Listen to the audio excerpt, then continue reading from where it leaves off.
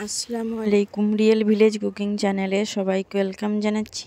আজকে আমি ইস্ট ছাড়া খুব সহজভাবে নরম তুলতুলে নানপুরি বানিয়ে দেখাবো। খুব সহজ পদ্ধতিতে বানিয়ে দেখাবো।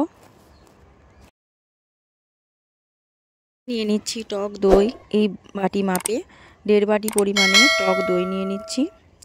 দিয়ে দিচ্ছি লবণ, 1/2 চামচ পরিমাণে লবণ দিয়ে দিচ্ছি। 1 চামচ চিনি দিয়ে দেবো। বেকিং পাউডার দিয়ে দিলাম 1 চামচ পরিমাণ, আর সামান্য বেকিং সোডা দিয়ে দিচ্ছি। সব কিছুকে ভালোভাবে মিশিয়ে নেব।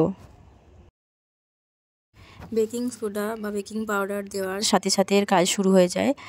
বেকিং পাউডার বা বেকিং সোডা দেওয়ার বেশিক্ষণ রাখা যাবে না। এটা খুব ভালোভাবে মিশিয়ে নিয়েছি। দেখুন খুব ভালোভাবে মিশিয়ে নিয়েছি। এবার দেখাচ্ছি খুব ভালোভাবে বুদবুদের মতো ফুটে উঠছে। এই পর্যায়ে দিয়ে দেবো আমি ময়দা। এটা খুব ভালোভাবে মাখানোর পর এখানে আমি ময়দা দিয়ে দিচ্ছি। 1 বাটি পরিমাণে ময়দা দিয়ে দিচ্ছি। আবারও 1/2 বাটি পরিমাণে দিয়ে দেবো। ময়দা দিয়ে দইয়ের সঙ্গে ভালোভাবে মাখিয়ে নিতে হবে। এখানে খুব ভালোভাবে মাখিয়ে নিতে হবে। আপনারা এখানে হাত দিয়েও ভালোভাবে মাখিয়ে নিতে পারেন।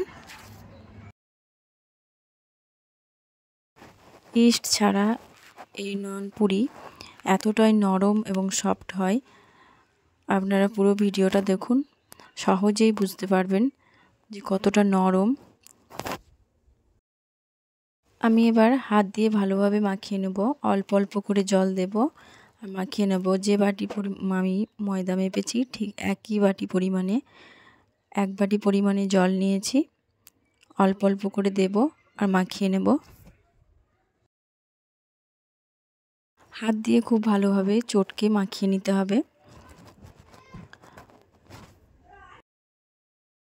এটা খুব ভালোভাবে মাখিয়ে নিয়েছি। এবার উপর থেকে 1 টেবিল চামচের মতো তেল দিয়ে দিলাম। ভেজিটেবল অয়েল দিয়ে ভালোভাবে মাখিয়ে নিয়েছি। রেস্টে রেখে দেবো 10 মিনিটের মতো। ফিরে আসছি 10 মিনিট পর।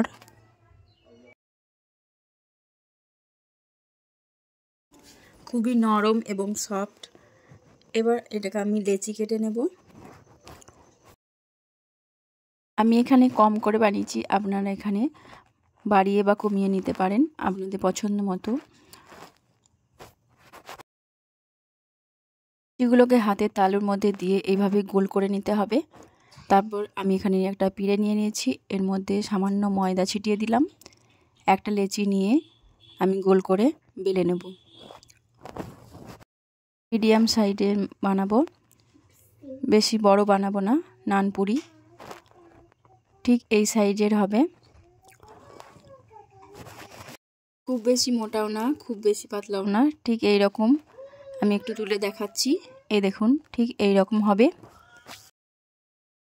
এখানে আমি একটা কড়াইয়ের মধ্যে নিয়ে নিয়েছি ভেজিটেবল অয়েল। 25 গ্রামের মতো ভেজিটেবল অয়েল নিয়েছি। এখানে আমি ভালো করে ফ্রাই করে নেব নানপুরিগুলো। এখানে গ্যাসের ফ্লেমটা লো টু মিডিয়ামে আছে। এক সাইডটা ফ্রাই হয়ে গেলে অপর সাইডটা দিয়ে দেবো। আলতোভাবে ওপর থেকে একটু নাড়া দিয়ে দিচ্ছি। এইভাবে ঘুরিয়ে ঘুরিয়ে আমি নানপুরিগুলো ভেজে নেব। এক সাইডটা হয়ে গেলে অপর সাইডটাও উল্টে দেব। কত সুন্দর ফুলে উঠেছে। আপনারা ইস্ট দিয়ে নানপুরি বানিয়ে খেয়েছেন। ইস্ট ছাড়া ঘরে থাকা উপকরণ দিয়ে সহজেই বানিয়ে নিতে পারবেন এই নানপুরি রেসিপি। নরম নরম তুলতুলে নানপুরি রেসিপি।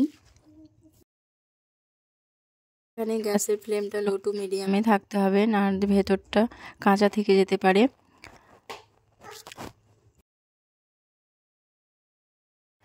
আপনারা তো রুটি পরোটা অনেক রকমভাবে বানিয়ে খেয়েছেন, একবার এইভাবে বানিয়ে দেখবেন। অল্প সময়ের মধ্যে এই নানপুরি রেসিপি। এক সাইডটা হয়ে গেল, ওপর সাইডটা আমি উল্টে দিয়েছি। এইভাবে উপর থেকে হালকা করে প্রেস করলে সহজেই ফুলে উঠবে। এইভাবে আলতোভাবে একটু প্রেস দিলেই সহজেই ফুলে উঠবে। উল্টে পাল্টে দুপাশটায় ভালোভাবে ভেজে নিতে হবে। নানপুরি ভাজতে বেশি টাইম লাগে না, খুব অল্প সময়ের মধ্যে মাত্র 1.5 মিনিটের মধ্যেই নানপুরি রেডি হয়ে যায়।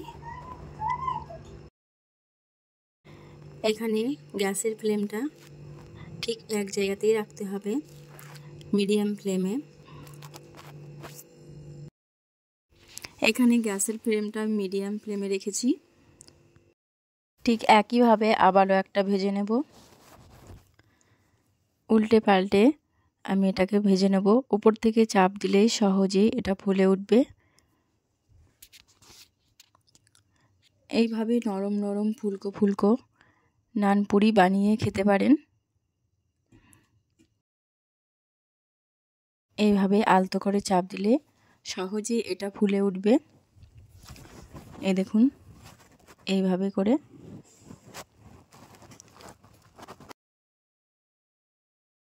এটাকেও আবার তেল ঝরিয়ে তুলে নেব। এটা প্রায় ভাজা হয়ে এসেছে, তেল ঝরিয়ে তুলে নিতে হবে। তাহলে দেখলেন তো কত সহজেই ইস্ট ছাড়া এই নরম নরম ফুলকো ফুলকো নানপুরি বানানো যায়। বাড়িতে হঠাৎ কোনো গেস্ট এলে সহজেই বানিয়ে নিতে পারবেন এই নরম তুলোর মতো তুলতুলে নান রেসিপি। এই নান আপনারা ঘুগনি বা মাংসের সঙ্গে খেতে খুবই ভালো লাগবে। এই দেখুন, খুবই ফুলকো এবং ভেতরটা নরম। আপনারা একবার বাড়িতে ট্রাই করে দেখবেন, খুবই ভালো হবে। আর আপনারা যদি আমার চ্যানেলে নতুন হয়ে থাকেন, চ্যানেলটা সাবস্ক্রাইব করবেন এবং পাশে থাকা বেল আইকন প্রেস করবেন, যাতে নিত্য নতুন ভিডিও সবার আগে আপনার কাছে পৌঁছায়। একটা আমি না আপনাদেরকে ভেঙে দেখাচ্ছি যে ভেতরটা কতটা ফাঁপালো এবং নরম। এই দেখুন, খুবই নরম এবং ভেতরটা ফাঁপালো।